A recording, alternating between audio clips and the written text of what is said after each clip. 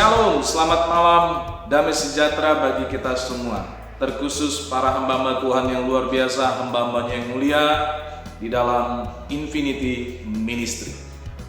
Menjangkau jiwa untuk Tuhan. Puji Tuhan, adapun kita bisa ada sampai bulan Februari ini semua karena anugerah Tuhan kita dimampukan melayani, dan bulan Februari ini temanya adalah tentang kasih. Saya ingin berbagi satu ayat bagi kita semua di dalam Yohanes pasal 3 ayat yang ke-16. Saya ingin berbagi sharing kita, motivasi pada hari ini berbicara tentang kasih disertai dengan perbuatan. Ayat yang saya bacakan adalah Yohanes pasal 3 ayat yang ke-16. Karena begitu besar kasih Allah akan dunia ini sehingga ia telah mengaruniakan anaknya yang tunggal, supaya setiap orang yang percaya kepadanya tidak binasa, melainkan beroleh hidup yang kekal. Puji Tuhan. Saudara, kita mendapat satu berkat Allah yang luar biasa di ayat ini tentang kasih disertai perbuatan.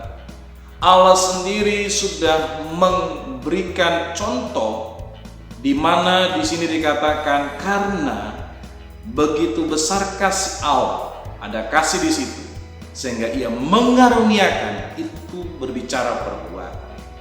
Saudara dan saya, kita bisa melayani itu karena kasih Allah disertai dengan perbuatan. Perbuatannya apa? Mengaruniakan anaknya yang tunggal. Sehingga saudara dan saya yang dulu tidak layak dilayakkan, yang dulu kita akan binasa, kita memperoleh hidup yang kekal. Jadi kasih yang diberitakan sebenarnya, yang diberitakan oleh Kristus adalah kasih itu harus menghasilkan buah. Bukan kasih yang ditawarkan oleh dunia. Kasih yang ditawarkan oleh dunia adalah kasih yang sifatnya adalah ingin memuaskan kepentingan diri kita sendiri. Tetapi kasih yang Allah ajarkan, kasih yang disertai perbuatan adalah kasih diri kita yang sudah memperoleh kasih itu. Di dalam diri kita ada yang namanya belas kasihannya Tuhan.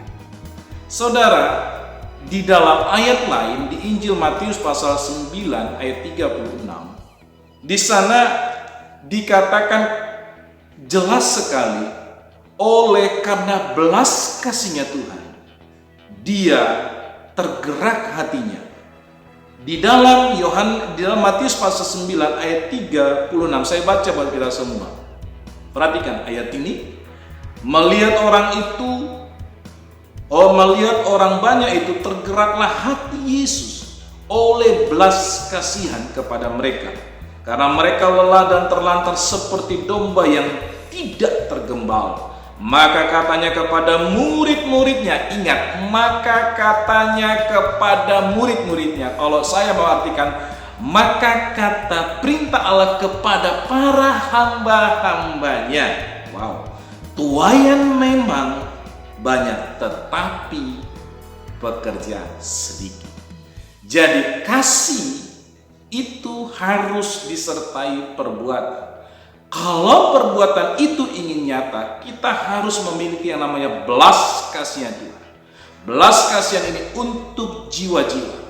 Orang yang punya kasih pasti dia rindu supaya jiwa-jiwa atau orang di sekitar yang belum menerima keselamatan akan menerima keselamatan. Tetapi jikalau kita mengabaikan kasih yang dari Allah ini dan kita tidak memiliki belas kasihan, saya katakan, kita bukan pekerjanya Tuhan.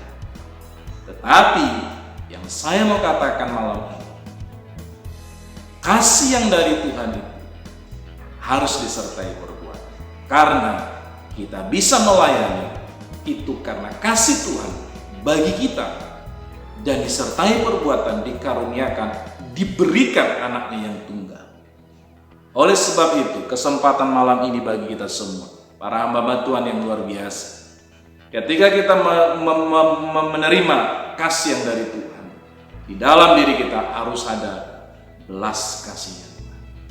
Oleh karena belas kasihnya Tuhan itulah, maka kasih yang kita miliki itu bisa kita nyatakan lewat perbuatan kita.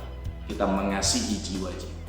Ingat, satu jiwa saja itu bernilai harganya di hadapan Tuhan. Tidak sebanding dengan berkat apapun. Oleh sebab itu, selagi kita masih sehat, selagi kita masih kuat, selagi ada waktu, mari kita cari jiwa-jiwa, mari kita tuai jiwa-jiwa untuk kemuliaan bagi Tuhan. Shalom, Tuhan Yesus memberkati. Selamat melayani, menuaikan jiwa-jiwa, memenangkan banyak jiwa-jiwa untuk kemuliaan nama Tuhan. Shalom, Tuhan Yesus memberkati kita semua.